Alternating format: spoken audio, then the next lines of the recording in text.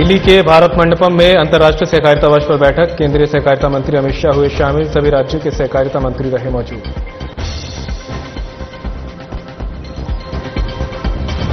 केंद्रीय मंत्री भूपेंद्र यादव का जन्मदिन। सीएम रेखा गुप्ता ने ट्वीट कर दी बधाई। कहा, ईश्वर से प्रार्थना है कि वे स्वस्थ और दीर्घायु रहें।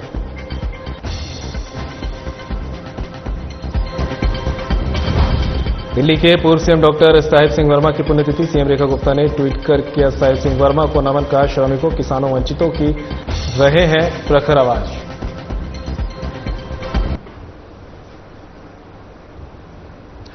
नमस्कार, दिल्ली एनसीआर खबरें लेकर मैं हूं आपके साथ संदीप निरंजन सरकार। दिल्ली स्थित भारत मंडपम में अंतर्राष्ट्रीय सहकारिता वर्ष के मौके पर बैठक का आयोजन किया है, जिसकी अध्यक्षता केंद्रीय व सहकारिता मंत्री अमित शाह ने की है। इस दौरान देश भर के तमाम सहकारिता मंत्री भी बैठक में मौजूद रहे।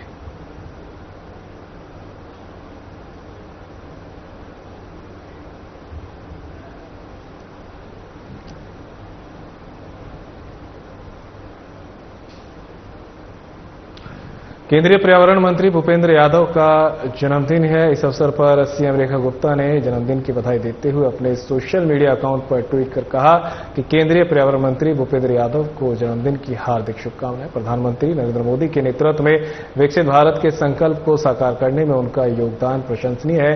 मिशन लाइफ, प्लास्टिक उन्मूलन, ऊर्जा संरक्षण और पर्यावरण जागरूकता जैसे प्रयासों ने हरित और स्वच्छ भारत की दिशा में नई ऊर्जा दी है। हरित दिल्ली के संकल्प में भी उनकी प्रेरणा महत्वपूर्ण रही है। ईश्वर से प्रार्थना है कि वे स्वस्थ और दीर्घायु रहे तथा राष्ट्र सेवा में अपना योगदान यूं ही देते रहें।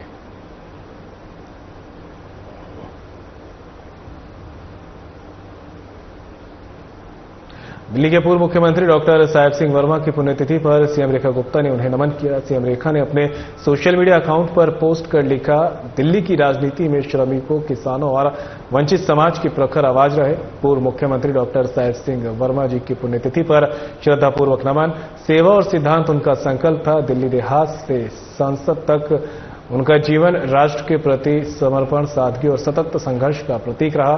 उनकी राष्ट्रभक्ति और जनसेवा का तपस्वी जीवन आने वाली पीढ़ियों को सदा प्रेरणा देता रहेगा।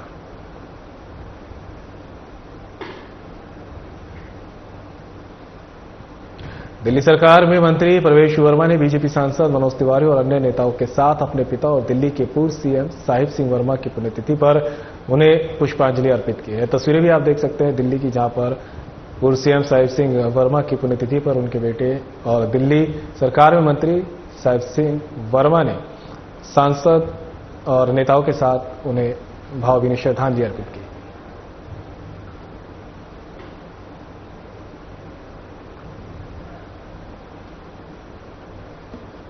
दिल्ली में झुग्गी तोड़े जाने के विरोध में आपके विरोध प्रदर्शन पर दिल्ली बीजेपी अध्यक्ष वीरेंद्र सचदेवा का बयान सामने आया है। उन्होंने कहा कि अरविंद केजरीवाल को बताना चाहिए था कि जब कोरोना में बीजेपी की सरकार एक एक आदमी को बचाने का काम, उनके रहने खाने का इंतजाम कर रही थी, उस समय यही केजरीवाल झुग्गी वालों को दिल्ली से भगाने की योजना बना रहे थे। उन्होंने आगे कहा कि अरविंद केजरीवाल को बताना चाहिए कि पिछले 10 सालों में उन्होंने एक भी मकान किसी झुग्गी वाले के लिए बनाया या नहीं। नरेला में जो 50,000 मकान बने, उन्हें अपनी जिद की वजह से खंडहर कर दिया, लेकिन गरीबों को नहीं दिया। झुग्गी वालों के नाम पर अरविंद केजरीवाल ने बुलाई। 11 बजे तक उसकी वस्तुस्थिति ये थी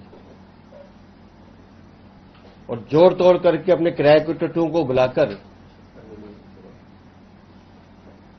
वो जिस तरह के घड़ियाली आंसू बहा रहे हैं,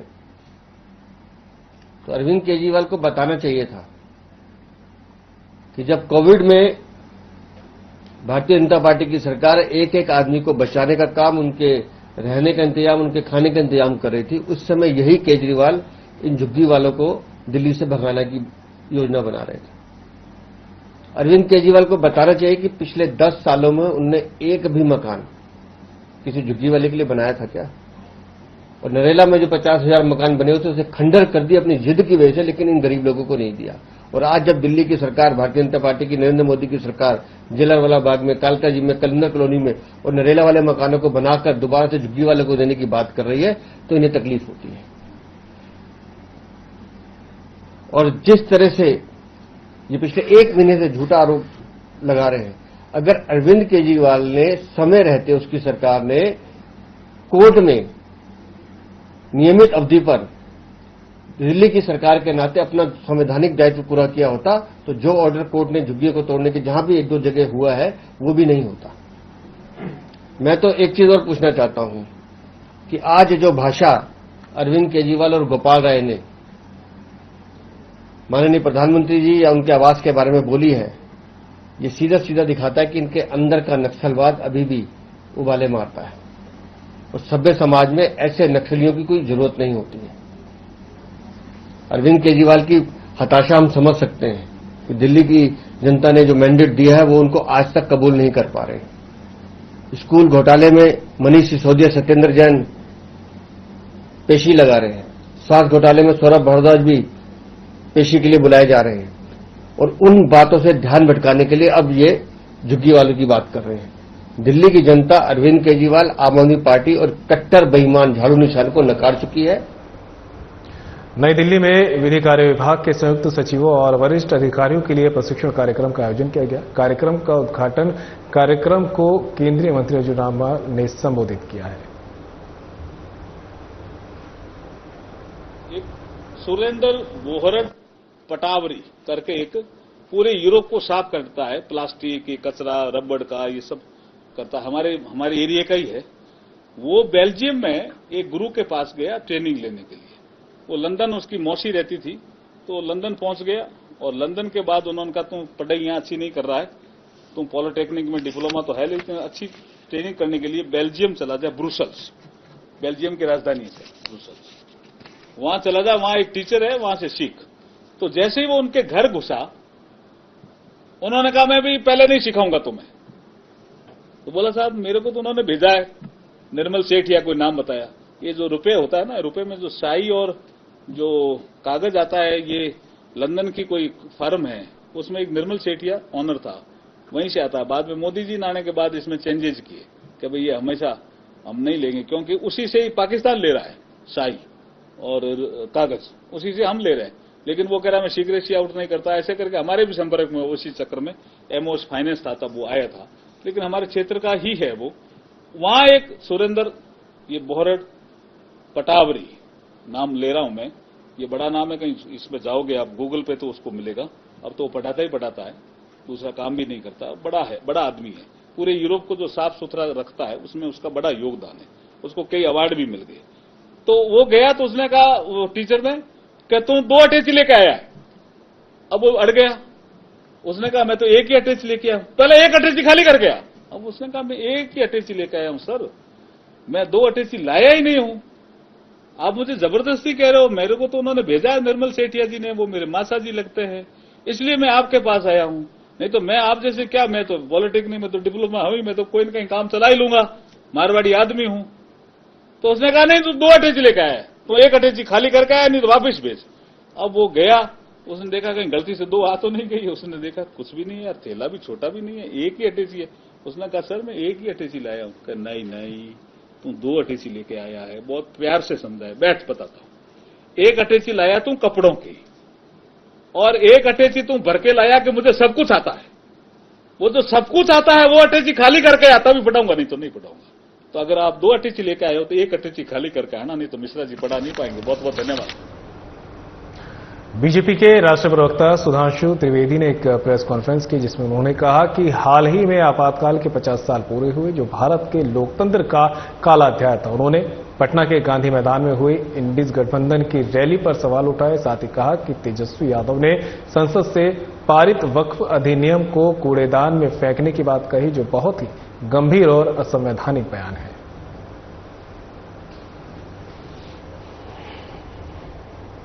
सबसे दुर्दांत काले अध्याय आपातकाल के 50 वर्ष पूर्ण किए हैं। परंतु बहुत दुख की बात है कि कल पटना के उसी गांधी मैदान में, जहां आपातकाल के दौरान संविधान की रक्षा और संविधान के सम्मान के लिए जान की परवाह किए बगैर लाखों लोग एकत्र हुए थे, वहां एक ऐसी रैली हुई जिसके की बारे में इंडी गठबंधन के बिहार के नेता तेजस्वी यादव ने कहा कि हम संसद से पारित एक कानून को कूड़ेदान में फेंक देंगे। यह बहुत गंभीर विषय है। उन्होंने वक्फ बोर्ड के कानून के लिए कहा कि हम इसको कूड़ेदान में फेंक देंगे, जबकि वो भारत की संसद के दोनों सदनों से पारित है, कोर्ट में विचाराधीन है। एक नहीं आधा दर्जन हाई कोर्ट के जजमेंट बहुत स्पष्ट रूप से, इलाहाबाद हाई कोर्ट और कलकत्ता हाई कोर्ट के जजमेंट उनके पक्ष में है। इसका अर्थ यह हुआ कि न संसद का सम्मान न न्यायपालिका का सम्मान, वोट बैंक की चाहत में जो कुछ बोला गया है तेजस्वी यादव और इंडी गठबंधन के अन्य नेताओं के द्वारा, उससे साफ है कि यह संविधान को कूड़ेदान में फेंकने की 50 साल पुरानी मानसिकता से बाहर नहीं आ पा रहे हैं। 50 साल पहले भी सियासत के तराजू पर तौलकर संविधान का सम्मान कितना करना है और कितना कूड़ेदान में फेंकना है वो तय किया था। 50 साल बाद उसी पटना के उसी गांधी मैदान पे वो सियासत की बिसात बिछाई जा रही है कि एक बार फिर संवैधानिक व्यवस्थाओं को तार तार कर उसे कूड़ेदान में फेंक देना है। परंतु भारतीय जनता पार्टी और एनडीए गठबंधन इस बात के लिए कृत संकल्पित है कि हम बाबा साहब अंबेडकर के संविधान को, उसके किसी भी प्रावधान को कोई कूड़ेदान में फेंकना चाहेगा तो हम उसे नहीं होने देंगे। और मैं यह भी स्पष्ट करना चाहता हूं, जो बात पहले भी कही जा चुकी है, वक्फ बोर्ड के जिन प्रावधानों के विरुद्ध इंडी गठबंधन के नेता बार बार बोल रहे हैं, क्या वो प्रावधान सऊदी अरब में लागू है जो इस्लाम की जन्मस्थली है? नहीं। क्या इंडोनेशिया में लागू है जो सबसे बड़ा मुस्लिम देश है? नहीं। क्या टर्की में लागू है जो खलीफत की सीट रही है? नहीं। क्या वो पाकिस्तान और बांग्लादेश में लागू है? नहीं। जो आईएसआईएस की भूमि है, सीरिया और इराक के हिस्से, वहां पर लागू है? नहीं। तो मैं पूछना चाहता हूं इंडी गठबंधन से कि आप बिहार में क्या सऊदी अरब, इंडोनेशिया, टर्की और आईएसआईएस से ज्यादा बड़ा शरिया का कानून लागू करने की सोच रहे हैं? हमें इस बात का सीधा और साफ जवाब चाहिए। जहां तक धार्मिक पक्ष की बात है, तो समाजवाद का चोला ओढ़े हुए ये जो राजद समाजवादी पार्टी यानी सपा जैसे दल हैं, मैं पूछना चाहता हूं, समाजवाद तो कहता है ना कि इक्वल डिस्ट्रीब्यूशन ऑफ वेल्थ होना चाहिए, गरीब को अधिक से अधिक हिस्सा मिलना चाहिए। और आप क्या कह रहे हैं कि यह 39 लाख एकड़ जमीन पे चंद सरमाएदारों का कब्जा होना चाहिए, चंद मुल्ला मौलवियों का कब्जा होना चाहिए। यह एक सोची समझी व्यवस्थित मानसिकता है जो समाजवाद के विचार के बिल्कुल विरुद्ध है। और इसके अतिरिक्त सिर्फ इतना ही नहीं है, इनका विचार संविधान को किस सीमा तक तार तार करने का है। ये लोग गरीब और मजलूम मुस्लिम के हक के साथ नहीं खड़े हैं जिसके साथ समाजवाद को खड़ा होना चाहिए। ये चंद मुट्ठी भर सरमाएदारों के हक के साथ खड़े हैं जो कि मजहब का नाम लेकर उनका शोषण करना चाहते हैं। इसलिए राजद और सपा का समाजवाद कतई समाजवाद नहीं कहा जा सकता, जिसे आजकल सोशल मीडिया में इस प्रकार का एक वर्ड यूज होता है कि नमाजवाद कहा जाए तो अतिशयोक्ति न होगी। जहां तक इस्लाम धर्म के, इस्लामी अकीदे के मुकद्दस रवायतों का सवाल है तो बहुत साफ कहना चाहता हूं, कुरान में वक्फ नाम का कोई वर्ड नहीं है। यह मुल्ला मौलवियों का अपना क्रिएशन है। और कुरान में तो यह कहा गया है जितना हो सके खर्च करो, होल्ड मत करो। वक्फ का मतलब अरबी में होता होल्ड करना। इस्लामी अकीदे में तो कहा गया अनफिकूफी सबीउल्लाह, यानी जो है खर्च करो। परंतु आप क्या कहते हैं? जो है जोड़ लो और मुल्ला मौलवियों के कदमों में जाके अर्पित कर दो ताकि बदले में वोट की सियासत हो सके। मैं यह पुनः कहना चाहता हूं, जो बात मैं पहले भी कह चुका हूं, ये बाबा साहब के संविधान का मजाक उड़ाकर उसे मौलवी स्क्रिप्ट में बदलना चाहते हैं। ये मैं पूछना चाहता हूं ये समाजवाद का चोला उड़े हुए इन लोगों से कि क्या राम मनोहर लोहिया जी का समाजवाद यही था? क्या जेपी का समाजवाद यह था? या कर्पूरी ठाकुर का समाजवाद यह था? भारत रत्न कर्पूरी ठाकुर जी से लेके जयप्रकाश नारायण और लोहिया जी का समाजवाद के साथ आज हम खड़े हैं, जो हम चाहते हैं हर गरीब और मजलूम को उसका हिस्सा मिलना चाहिए। मगर ये किसके साथ खड़े हैं? जो ट्रिपल तलाक के साथ खड़ा है, जो हलाला के साथ खड़ा है, जो मेहरम के साथ खड़ा है, जो हज सब्सिडी के साथ खड़ा है, जो सरतन से जुदा के साथ खड़ा है, जो आतंकियों को अपना भाई, बहन, बेटा, हाफिज बनाने के साथ खड़ा है। इसलिए हम साफ कह सकते हैं कि हम समाजवाद के पक्ष में भाजपा और जदयू खड़ा है, और आज के ये राजद और समाजवादी पार्टी जैसे दल नमाजवाद के पक्ष में जाकर खड़े हो गए और नमाज जैसे मुकद्दस अकीदे का भी मजाक उड़ा रहे हैं, उसका भी केवल सियासत के लिए प्रयोग कर रहे हैं। और यह बात हम निराधार नहीं कह रहे हैं। इनकी सरकार आई जो आने वाली नहीं है, तो ये बाबा साहब अंबेडकर के संविधान को कूड़ेदान में फेंक के शरिया का विधान लागू कर देंगे। कोई कहेगा आप तो हाइपरबोलिक बात बोल रहे हैं, तो मैं सब प्रमाण बोल रहा हूं। भारत के इतिहास में एक ही बार 400 पार हुआ है, 1985 में, और तब सुप्रीम कोर्ट ने केवल एक शाहबानो केस की याद दिला रहा हूं, एक प्रावधान में केवल यह कहा कि एक तलाकशुदा महिला को 80 या 100 रुपए का मुआवजा लेने की जरूरत है, तो 400 पार की संसद वाली कांग्रेस, जो आज इंडी गठबंधन का नेतृत्व कर रही है और राहुल गांधी के स्वर्गीय पिताजी उसका नेतृत्व कर रहे थे, सुप्रीम कोर्ट के निर्णय को रौंद कर भारत की पार्लियामेंट ने शरिया को संविधान से ऊपर कर दिया। मैं चुनौती से पूछता हूं, दुनिया में कोई एक देश बताइए जो सेकुलर देश जहां शरिया संविधान से ऊपर हो। इसलिए अगर इनकी कभी भी सत्ता आती है, और आज देखिए ये सत्ता के बाहर है, तो भी शरिया के प्रावधानों को लागू करने की बात करते हैं। न कोर्ट को मानने को तैयार, न संसद को मानने को तैयार। इसलिए मैं पुनः कहता हूं कि जिन लोगों ने इस सीमा तक जाके किया, उसका समर्थन करने वाले लोग समाजवादी नहीं, नमाजवादी कहलाएंगे। और यह बात मैं पुनः एक सब प्रमाण बोलता हूं, इसके माध्यम से ये पिछड़े, दलित, वंचित और शोषित वर्ग के आरक्षण को भी खा जाना चाहते हैं। यह अभी मैं सब प्रमाण बोल रहा हूं, क्योंकि जिस संस्थान को आप अल्पसंख्यक दर्जा दे देते हैं, एससी, एसटी, ओबीसी का रिजर्वेशन खत्म। अलीगढ़ मुस्लिम यूनिवर्सिटी, एससी, एसटी, ओबीसी का रिजर्वेशन खत्म। Jamia Millia Islamia, SC, ST, OBC का रिजर्वेशन खत्म। कश्मीर को धारा 370 से पहले के दौर में, यानी जब धारा 370 लागू थी, तो आपने कहा यह मुस्लिम मेजॉरिटी स्टेट है, एससी, एसटी, ओबीसी का रिजर्वेशन खत्म। और चूंकि अल्पसंख्यक संस्थाओं को में आरक्षण लागू नहीं होता है, तो पिछले दर्जे से अधिक संस्थाओं को अल्पसंख्यक का दर्जा देकर एससी, एसटी, ओबीसी के आरक्षण को नष्ट करने का षड्यंत्र देखिए। मैं आंकड़ा आपके सामने रखता हूं, 2011 में इन्होंने 1656 संस्थाओं को माइनॉरिटी दर्जा दिया।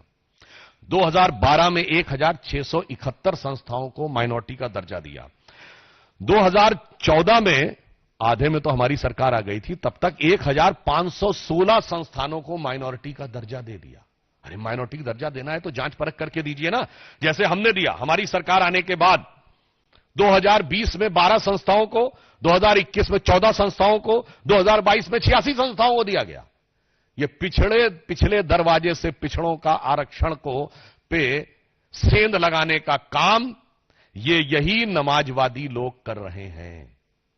तेलंगाना में कांग्रेस की सरकार है, उसने पिछड़ों के आरक्षण में अल्पसंख्यक मुस्लिम समाज को की एंट्री करवा दी है। कर्नाटक में अब उन्होंने मुस्लिम समाज को पिछड़ों में शामिल कर दिया है। बंगाल में तो स्थिति और भी विचित्र है, 179 जातियां ओबीसी में की गई, 118 उसमें से मुस्लिम है। ओबीसी कमीशन ने पूछा कि इतनी भारी संख्या में मुस्लिम कैसे आ गए इसमें, तो जानते हैं क्या जवाब दिया गया? कि ये कन्वर्ट होने से पहले जब हिंदू थे तो ये ओबीसी थे, इसलिए इनको ओबीसी मान लिया जाए। तो ओबीसी ने, कमीशन ने पूछा कि फिर इतने कन्वर्ट कैसे हो गए, तो जवाब नहीं। और तो और आपको आश्चर्य होगा कि वो कह रहे हैं कन्वर्ट होने से पहले वो लोग हिंदू थे, तो हिंदू समाज की जातियों से ज्यादा मुस्लिम समाज में जातियां हैं, बंगाल की सरकार के मुताबिक, जो ओबीसी कमीशन को उन्होंने रिपोर्ट दी है। इसलिए मैं कह रहा हूं, ये समाजवाद नहीं, ये मुल्ला मौलवी का नमाजवाद है, ये इस्लामी अकीदे का नमाजवाद भी नहीं है, ये मुल्ला मौलवी का नमाजवाद है। इसलिए ये पिछड़े, दलित और ओबीसी के आरक्षण को जिस ढंग से नष्ट करने का प्रयास कर रहे हैं, जिस ढंग से उस पे पिछले दरवाजे से सेंध मारने का काम कर रहे हैं, श्री नरेंद्र मोदी जी के नेतृत्व में भारतीय जनता पार्टी और एनडीए की सरकार इसे कदापि नहीं होने देगी। वक्फ बोर्ड के बारे में मैं पूछना चाहता हूं, अगर आपके दिल में इतना दर्द है तेजस्वी यादव जी, आप जवाब दीजिए।